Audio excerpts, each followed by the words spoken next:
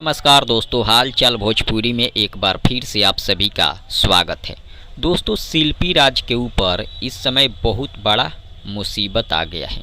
जी हाँ, आप सही सुने, शिल्पी राज के ऊपर बहुत बड़ा मुसीबत आ गया है। आपको बता दें, शिल्पी राज को आज के डेट में भोजपुरी इंडस्ट्री में लगभग सभी लोग जानते हैं और फेमस सिंगर में शिल्पी राज भोजपुरी इंडस्ट्री पर राज करती है।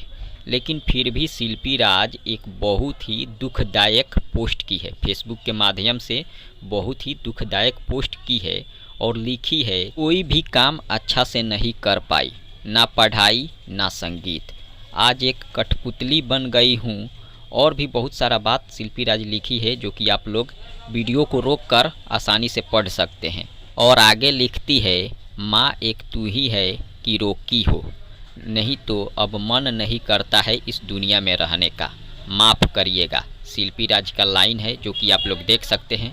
फिलहाल बहुत सारे कुछ मीडिया वाले हैं जो ये बता रहे हैं कि शिल्पी राज पहले खेसारी लाल यादव के साथ थी, समय सब कुछ अच्छा चल रहा था, लेकिन जब से पवन सिंह के साथ गई है तब से शिल्पी राज का कभी वीडियो वायरल होता है, तो कभी पैसा मांगने का वीडियो वायरल होता है, तो कभी कुछ भी वायरल होता है और कभी शिल्पी राज का दुख भरा पोस्ट वायरल होता है।